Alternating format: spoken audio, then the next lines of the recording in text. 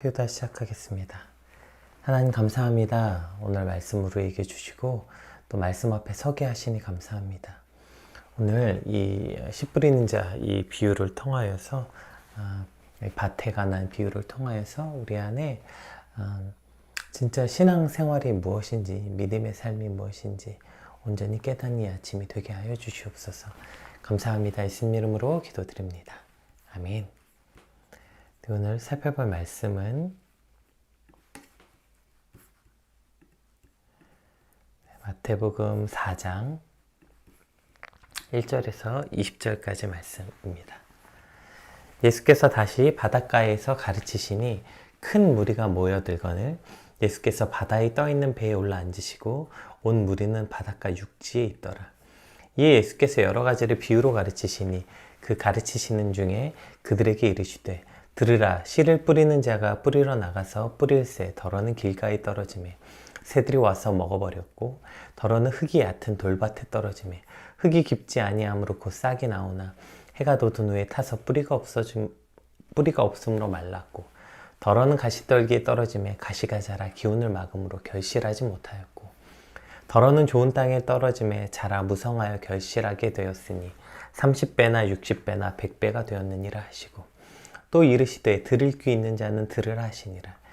예수께서 홀로 계실 때에 함께한 사람들이 12제자와 더불어 그 비유들에 대하여 물으니 이르시되 하나님의 나라의 비밀을 너희에게는 주었으나 외인에게는 모든 것을 비유로 하나니 이는 그들이 보기는 보아도 알지 못하며 듣기는 들어도 깨닫지 못하게 하여 돌이켜 죄사함을 얻지 못하게 하려 함이라 하시고 또 이르시되 너희가 이 비유를 알지 못할진대 어떻게 모든 비유를 알겠느냐. 뿌리는 자는 말씀을 뿌리는 것이라. 말씀이 길가에 뿌려졌다는 것은 이들을 가리킴이니 곧 말씀을 들을 때에 사단이 즉시 와서 그들에게 뿌려진 말씀을 빼앗는 것이요. 또 이와 같이 돌밭에 뿌려졌다는 것은 이들을 가리킴이니 곧 말씀을 들을 때에 즉시 기쁨으로 받으나 그 속에 뿌리가 없어 잠깐 견디다가 말씀으로 인하여 환난이나 박해가 일어나는 때에 곧 넘어지는 자요. 어떤 이는 가시떨기에 뿌려진 자니 이들은 말씀을 듣기는 하되 세상의 염려와 재물의 유혹과 기타 욕심이 들어와 말씀을 막아 결실하지 못하게 되는 자요.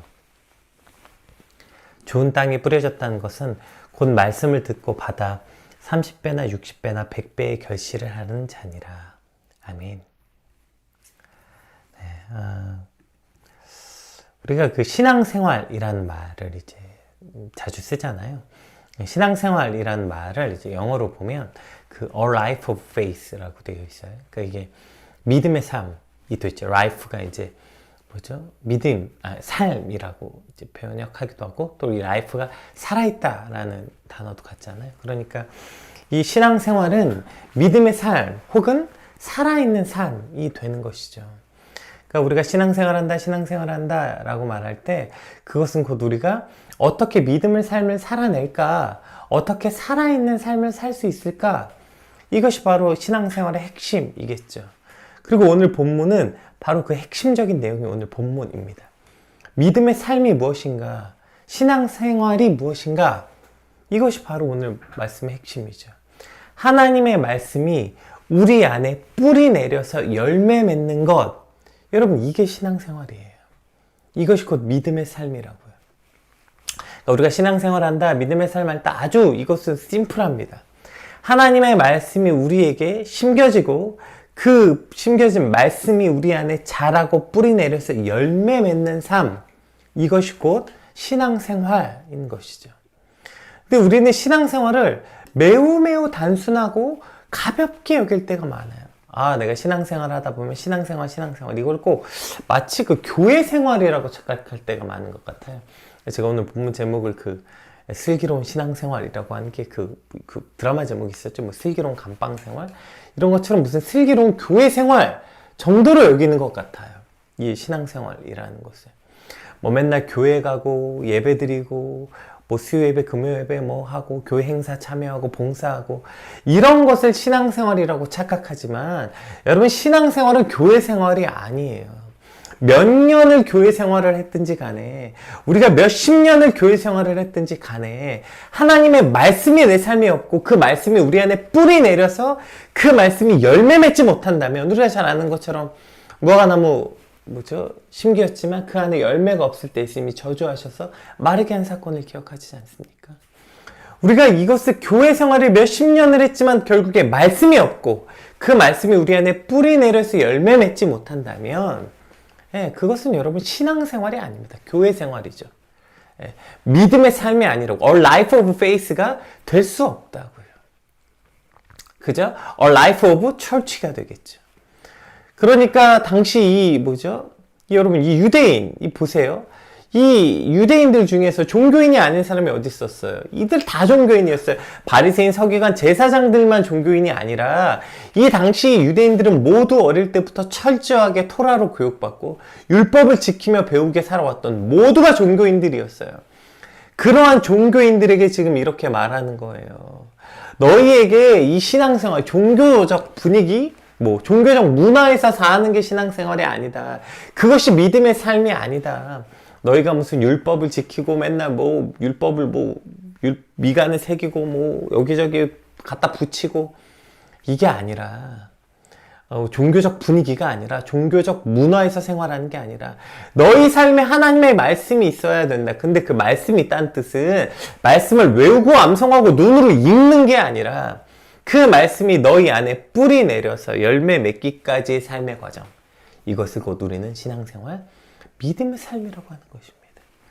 이것이 오늘 본문이 이야기하는 핵심이죠. 그래서 오늘 본문에 뭐래요?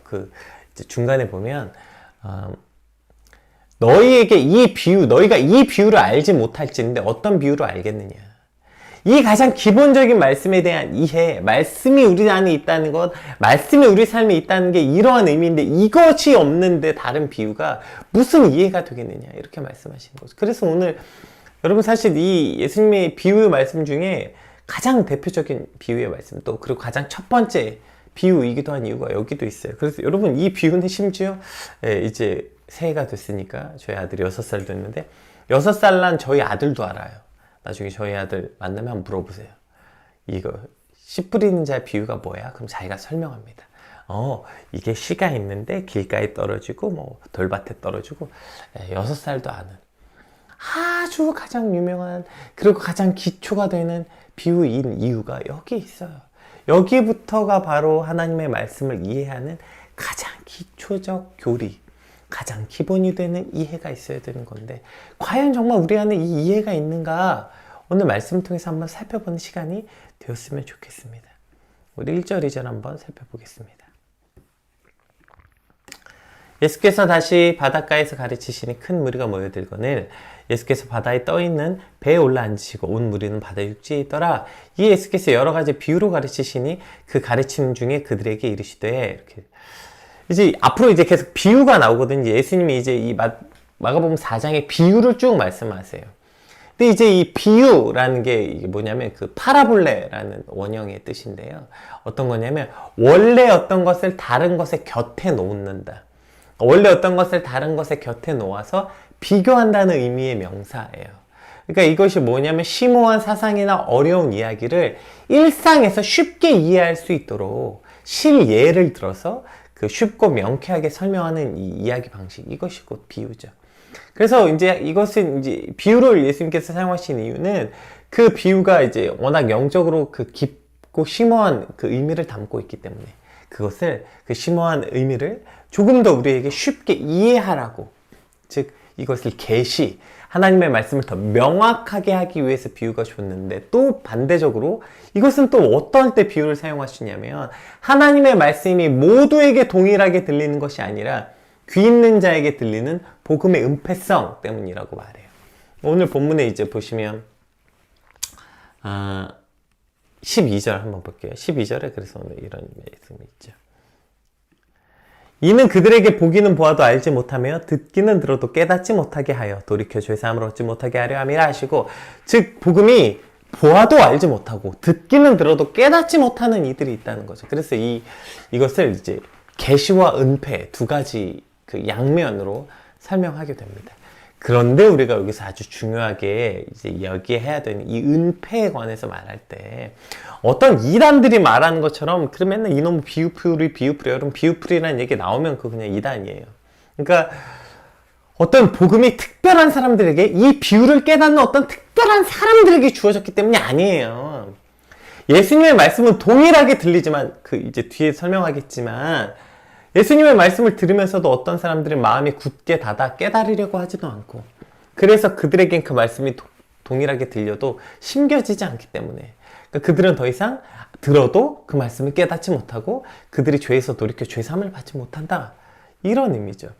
이것이 오늘 본문을 설명하는 그 핵심이기도 해요. 왜냐하면 14절 보시면 그럼 도대체 여러분 이 뿌리는 게 뭐 이건 무슨 비유를 풀이해서 예수님이 비유를 다 풀이해 주셨는데 14절 보세요. 뿌리는 게 뭐냐? 뿌리는 자가 뭐래요? 말씀을 뿌리는 거. 그럼 씨가 뭐예요? 말씀이라고요, 말씀. 그러니까 하나님의 말씀이 뿌려졌대요. 자, 그러면 여러분, 말씀의 씨는 동일한 거예요. 말씀은 모든 사람들에게 뿌려졌어요. 문제는 뭐예요? 밭이 문제죠, 밭. 씨는 영원 불변한 하나님의 말씀이니까 그 모든 말씀은 동일하게 뿌려졌는데 문제는 밭이 문제라고요, 밭. 그래서 어떤 이들에게는 오늘 본문이 오늘 이 11절, 12절 다시 한번 읽어볼게요. 아까 12절부터 읽었으니까 11절부터 한번 볼게요. 이르시되 하나님의 나라의 비밀을 너희에게는 주었으나 외인에게는 모든 것을 비유로 하나니 이는 그들이 보기는 보아도 알지 못하며 듣기는 들어도 깨닫지 못하게 하여 돌이켜 죄사함을 얻지 못하게 하려 함이라 하시고 또 이르시되 너희가 이 비유를 알지 못할진대 어떻게 모든 비유를 알겠느냐? 네, 이렇게 말씀하시는 거죠. 그러니까 이 보아도 보지 못하고 들어도 듣지 못하는 것이 되는 거예요. 똑같은 하나님의 말씀에 뿌려졌지만 어떤 이들은 보아도 보지 못하고 들어도 듣지 못하는 거예요. 이것은 이 복음이 굉장히 비밀스럽고 굉장한 것이기 때문이 아니라 그들의 마음이 똑같이 듣고 똑같이 보아도 들으려는 의지도 없고 들으려는 마음 자체가 없기 때문이죠. 그리고 또 듣지 못하는 이유에 대한 설명이 오늘 본문에 밭에 대한 비유로 설명되어 있는 거예요. 이 신앙의 가장 기초가 되는 이 신앙생활의 핵심을 알지 못하는데 어떤 비유를 깨달을 수 있겠냐 이 말이죠. 결국 문제는 밭이라고요. 밭. 왜 밭인가? 왜 그럼 똑같은 하나님의 말씀이 뿌려졌는데 우리가 듣지 못하는가? 오늘 이 본문에 이제 이 예가 나오죠. 첫 번째가 뭐예요? 이거 사실 다 읽을 시간이 없으니까 그냥 요런 볼게요. 첫 번째가 길가에 떨어진 씨라고 되어 있죠. 그냥 뒤에 설명부터 볼게요. 이 15절. 말씀이 길가에 뿌려졌다는 것은 이들 가리킴니 곧 말씀을 들었을 때 사단이 즉시 와서 그들에게 뿌려진 말씀을 빼앗는 것이요. 그러니까 첫 번째 밭은 길가죠, 길가. 여러분, 길가, 당시에 여러분 무슨 뭐 도로가 있습니까? 무슨 아스팔트가 있어요. 길이 뭐냐면, 그러니까 이거 다 밭이에요, 다 밭. 다 풀이야. 그런데 사람들이 계속 밟는 자리가 있죠. 그럼 풀이 쓰러지고 그 다음에 그 물컹물컹한 그 땅이 어떻게 돼요? 사람들이 계속 밟으면 단단해지잖아요. 그러니까 씨가 뿌려지면 거기에 뿌려져도 땅이 단단하니까 들어가지 못해. 그럼 어떻게 돼요? 새가 와서 쪼아 먹는 거예요. 그럼 이제 그 말씀이 들었을 때 사단이 즉시 와서 그들에게 뿌려진 말씀을 빼앗는 것이요 이렇게 되어 있는데 이 병행구절인 마태복음을 보시면 그러니까 이것이 사실은 핵심은 새가 아니라 그러니까 새가 물론 이제 그것을 뺏어가서 먹는데 근데 왜 빼앗기냐고요. 그게 밭이 단단해. 땅이 단단해서 씨가 못 들어가요. 그러니까 그게 그냥 튕겨져 나가는 거죠. 그것이 곧 사단이 와서 그 말씀을 빼앗는다 이렇게 표현되어 있는 거예요. 근데 여러분 정말 이 비유가 기가 막힌 비유 아닙니까? 제가 아까 이게 왜냐면 길가라고 돼 있잖아요. 길이 어떻게 난다고요? 사람들이 하도 많이 밟고 다니면 길이 되는 거라니까요. 그래서 단단해지는 거라니까.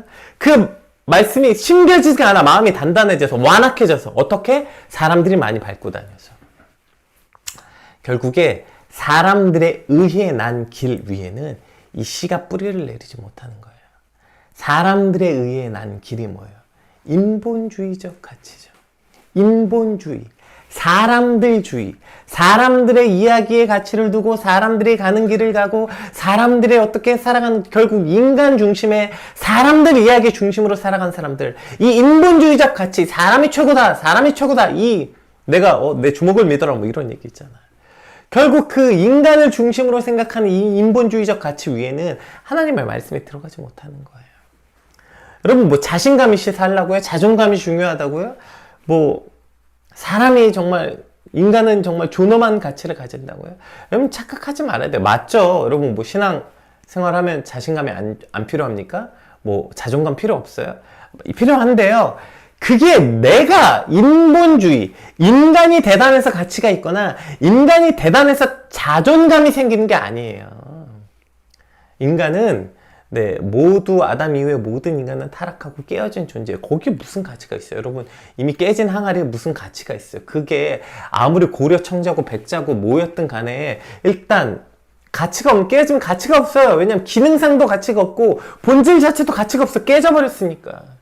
그러면 그것이 가치가 있는 이유는 뭐예요? 깨진 껍데기 때문이 아니라 내 안에 무엇이 들어있느냐. 이것이 우리의 가치가 되는 거 아니에요. 포장지에 무슨 가치가 있어요? 그 안에 뭐가 있냐. 즉 결국에 가치 없는 깨어져 버린 내 안에 하나님의 말씀이 심겨질 때 하나님의 말씀의 가치가 있기 때문에 우리가 가치 있게 되는 거죠. 그럼 이것이 신본주의의 삶이에요. 결국 인본주의적 가치를 우리가 똘똘 뭉쳐있죠? 그러면 하나님의 말씀이 심겨질 수가 없어요. 뭐 우울증, 뭐 공황장애, 뭐 이 모든 게 다 여러분 어디서 오는 겁니까? 결국에 이 인본주의적 가치에서 오는 거예요. 나에게 집중해서 그래. 내 생각, 내 감정, 내 가치. 여러분 거기에 아무리 들여다봐도 어떠한 희망도 없어요. 결국 인간에게서부터 출발한 그 모든 것으로는 어떠한 가치도 가질 수 없어요. 하나님의 말씀이 왜 뿌리내리지 못하면 저 인본주의적 사람들이 하도 그 길로 다녔어, 밟았어. 사람들이 낸 길 위에는 여러분 말씀이 심겨질 수가 없는 거예요. 이것이 깨져야 돼요. 여러분 이 단단해진 밭, 즉 이 길가에 왜 길가가 됐냐고요. 예. 결국 이 인본주의적 가치 위에 그 완악한 마음 위에는 여러분 하나님의 말씀이 아예 뿌리를 내리지 못, 그러니까 심겨지는 것 자체가 안 되는, 그래서 다 튕겨져 나가는 거예요. 우리가 그 인본주의적 사상을 갖고 있는 사람들, 사람이 최고다, 사람에 대한 어떤 확신, 자기 자신감, 자기 확신, 이런 사람들에게서 복음이 심겨지지가 않는 거죠. 또 복음이 심겨졌다 한들 교회 생활을 한다고 하는데, 교회에 왔다 한들 말씀을 아무리 들어도 다 튕겨. 내 생각이 제일 중요하고 세상의 가치가 제일 중요하고, 말씀이 들어와도 내 사상이 세상적 가치에 있는데 그 말씀이 당연히 심겨질 리가 없죠. 그래도 그렇게 살면 안 되지. 그래도 뭐 투자 좀 하고 살아야지. 심겨지지가 않는 거예요. 이것이 첫 번째 밭의 문제고요. 두 번째 밭은 어떤 밭이었어요? 우리 16절 볼게요. 두 번째 밭이 돌밭이죠. 돌밭에 뿌려졌다는 것은 이들을 가리키미니 곧 말씀을 드릴 때 즉시 기쁨으로 받아요. 일단 이들은 돌밭에 뿌려지면 일단 뭐죠? 즉시 기쁨으로 받습니다. 이들은 이제 신앙생활 안에 들어왔어. 근데 그 속에 뿌리가 없어 잠깐 견디다가 말씀을 인하여 환난이나 박해가 일어나는 때 곧 넘어지는 자요. 이렇게 돼 있죠. 그러니까 돌밭에 떨어지는 건 일단 모양은 기쁨으로 받아요. 교회 안에서 이게 이제 교회 생활이죠. 교회 생활. 여기부터 이제 교회 생활이 시작돼요. 교회 안에서 봉사도 하고요. 뭐 교회 안에 찬양하면 손도 들고 찬양하고요. 눈물도 흘리고요. 뭐 어떨 때는 뭐 방언도 하고요. 뭐 다 해. 저 사람 이제 신앙이 있나 보다. 저 사람 이제 교회 생활 하나 보다. 그런데 작은 유혹과 환란이 오면 그냥 다 넘어지는 거예요. 왜요? 그 속에 뿌리가 없어요. 그게 돌밭이에요, 돌밭. 그래서 그냥 환란이나 작은 핍박이 돌아오면, 그러니까 그 말씀 환란이나 박해가 닥쳐오면 그냥 그냥 다 사라지는 거예요. 그러니까 신앙생활 하는 것 같고 교회 안에 들어오는 것 같지만, 여러분 그 말씀이 우리 안에 뿌리내는 사람들은 어떻게 되냐면 그 환란과 핍박이 오면 어떻게 돼요? 더 단단해지고 성숙해지는 거죠. 근데 이것을 못 견뎌요. 여기엔 또 신앙의 아주 중요한 중요한 가치가 하나 있어요. 그러면 말씀이 우리 안에 뿌리 내린다는 건 어떤 것인가? 우리 17절 다시 한번 볼게요. 뭐래요? 잠깐 견디다가 이렇게 되어 있죠. 잠깐 견디다가. 그러면 여러분 말씀이 우리 안에 뿌리 내린다는 것은 어떤 걸 의미하는 거예요? 견디는 거예요. 우리 안에 신앙생활이 잠깐 여러분 예수 처음 믿어보시죠. 예수 믿으면 막 기쁨이 있죠. 막 마치 이거 신앙생활 그 뭐죠? 사랑하는 관계랑 되게 비슷한 것 같아요. 우리가 처음에 연애하고 그럼 너무 기쁘죠. 막 방방 뜨죠. 감정적으로. 이게 제가 예전에 그 사랑에 관해서 이야기할 때 여러분 사랑을 감정적 영역에서만 이해하니까 늘 문제가 생긴다고. 맞아요. 감정적으로 처음에 사랑이 막 방방 뜨고 막 설레고 그래요. 그런데 그것은 잠깐이고요. 그 다음에 뭐가 필요해? 사랑에 견디는 게 필요한데 견디고 참고 견디는 거.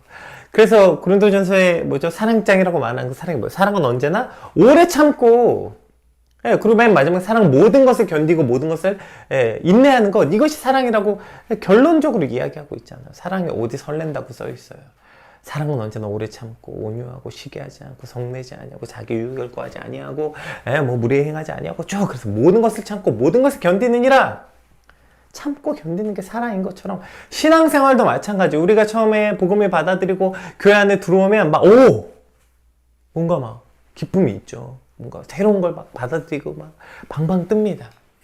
근데 여러분 그것이 신앙생활이 아니에요. 그것이 믿음의 삶이 아니에요. 믿음의 삶은 결국에 그렇게 시작돼서 우리가 하나님을 알게 되면 그 다음에 뭐가 있어야 돼요? 참고 견디는 일이 우리 안에 반드시 일어나야 돼요. 그 말씀이 우리 안에 뿌리 내리고 그것이 바닥에 깊이 박힐 때까지는 뭐가 필요해요? 참고 견디는 게 필요한데 그걸 못해. 내가 왜 교회 다니는데 교회 다니다 즐겁고 기쁠 줄 알았는데 이거 왜 이래? 내가 오늘 하나님의 말씀 듣고 깨달았는데 왜 그래? 여러분 그 말씀이 들어와서 우리 모든 생활과 삶의 모든 방식들을 깨지고 쪼개고 그 과정도 여러분 고통스럽죠. 내가 원하는 기대가 사라지죠.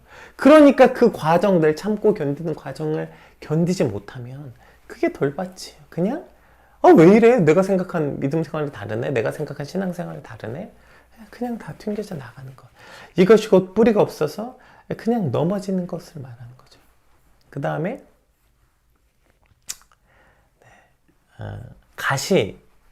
가시떨기에 뿌려진. 또 어떤 이는 가시떨기에 뿌려진 자니 이들 말씀을 듣기는 하되, 이들도 듣는데요. 세상의 염려와 재물의 유혹과 기타 욕심이 들어와 말씀을 막아 결실하지 못하게 되는 자예요. 여러분 근데 19절과 조금 비슷하죠. 왜냐면 처음에 세상의 염려라고 말했고 이 사람들은 환난이나 박해가 일어날 때 넘어진대. 그러니까 지금 여기서 말하는 이 세상의 염려가 환난이나 박해를 뜻하는 게 아니구나. 여기 핵심이 뭐예요? 재물의 유혹과 기타 욕심. 여러분 이것이 염려가 되는 거예요. 오늘 우리가 염려하는 이유가 뭡니까? 대부분의 여러분의 많은 염려는 여기서부터 출발해요. 내 욕심과 재물에 대한 욕심과 내 욕심이 이루어지지 못할까봐 염려한다고요. 이게 염려의 핵심이에요. 왜 우리 안에 많은 염려가 있습니까? 내가 원하는 삶을 살지 못할까봐 염려하고요. 내가 원하는 것만큼 벌지 못하고 내가 원하는 것만큼 내 욕심이 채워지지 않고 내 욕심이 이루어지지 않을까봐 우리가 염려하는 거죠. 그렇다면 저 가시떨기라는 게 뭐예요? 가시떨기가 곧 우리 안에 이런 걸 뜻하는 것입니다. 우리 안에 있는 그 욕심과 욕망 때문에. 결국에 그 이생에 대한 그 물질에 대한 염려, 탐욕, 이것이 우리 안에 그 말씀이 분명히 심겨졌음에도 불구하고 자라지 못하는 거예요. 그것이 나와서 열매를 못 맺어. 늘 신앙생활을 10년하고 20년 했는데도 늘 여기에 막히는 거예요. 결국에 제가 오늘 본문의 핵심이 뭐라고 그랬죠? 신앙생활은 말씀이 우리 안에 들어와서 심기어진 다음에 말씀이 그 다음에 어떻게 자라서 열매 맺는가가 신앙생활, 즉 믿음의 삶이라고 말했잖아요. 그런데 그 말씀이 심겨지되 결국에 우리의 그 완악한 인본주의적 사상 때문에 튕겨져 나가고, 그리고 말씀이 심겨졌지만 환난과 유혹 앞에 그저 조금 방방 뜨는 것 같이 그냥 뭔가 신앙생활 하는 것 같이 말씀이 뭔가 깨달았다고 막 내가 오늘 말씀에 은혜 받았다고 했지만 결국 그것을 참고 견디는 과정에 대해서까지는 생각을 못하니까 그 말씀이 우리 안에 들어와서 심겨져서 뿌리 내리고 내 모든 사상과 생각을 쪼개고 그 과정을 견딜 각오가 없어요. 그러니까 그 말씀이 우리 안에 심겨지지가 않고요.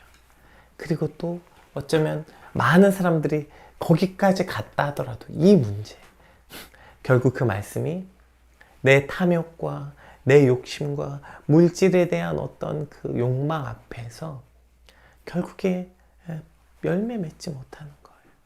말씀을 듣긴 들었고 신앙생활을 수없이 하고, 여러분 설교를 얼마나 많이 듣습니까?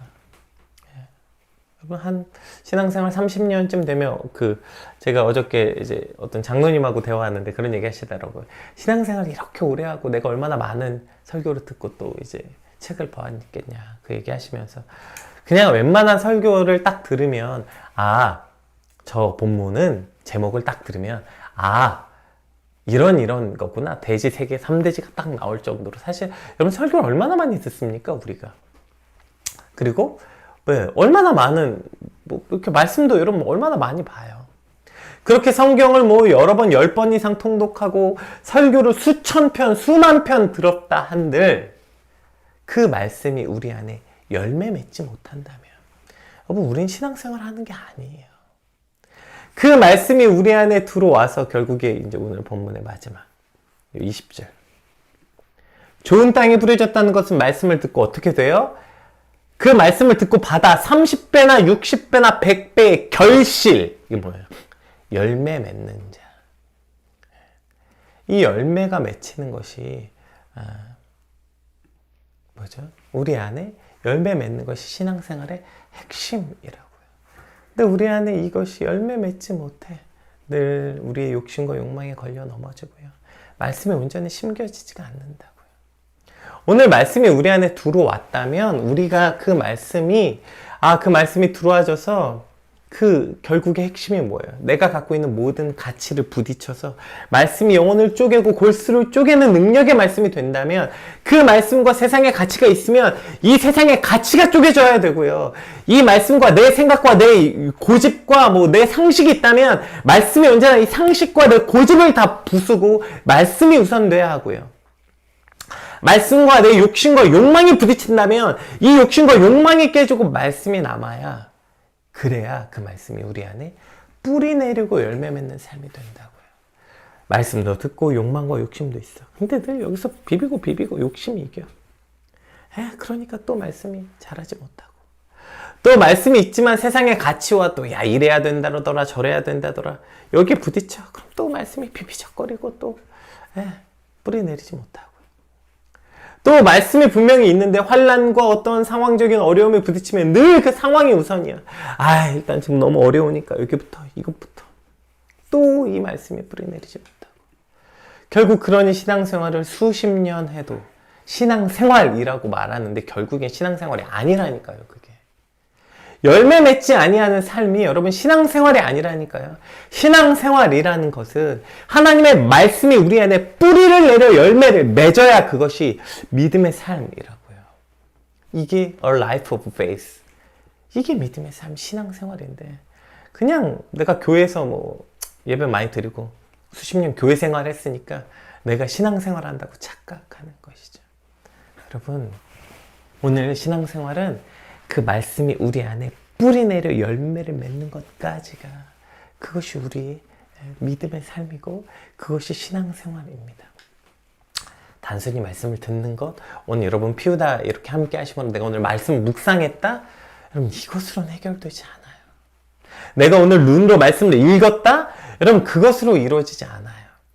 제가 아까 처음에 이 life에 대해서, 이게 삶이란 뜻도 있지만 살아있다라는 뜻도 되잖아요. 여러분 결국에 왜 말씀이 죽은 게 됩니까?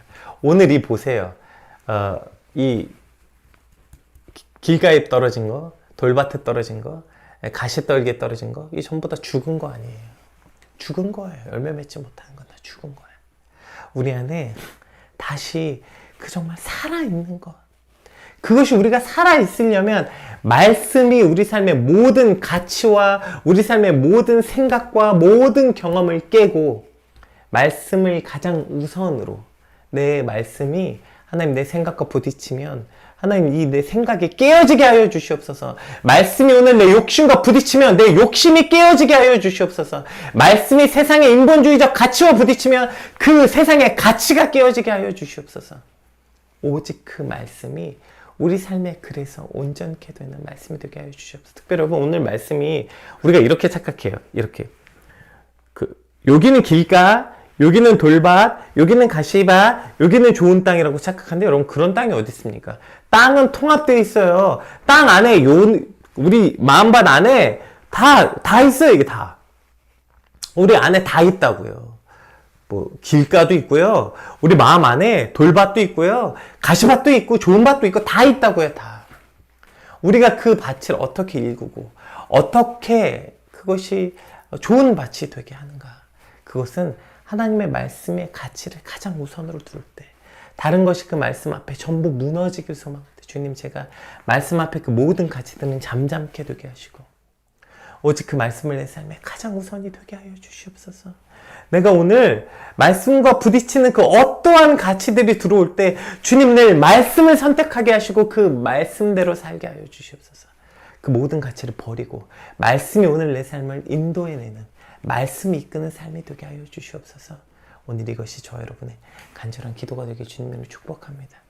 여러분 오늘은 특별히 조금 이렇게 말씀 듣고 오케이 끊지 마시고요. 제가 뒤에 음악 틀어준 이유가 늘 여기 있잖아요. 들었으면 주님의 말씀대로 제발 내 삶이 사라지게 도와주세요. 그렇게 간절히 기도할 때에 성령님께서 우리에게 그 말씀대로 살아갈 힘을 주실 것입니다. 우리 받은 말씀 놓고 정말 그렇게 살 수 있도록 우리 한번 같이 기도하겠습니다. 기도합시다.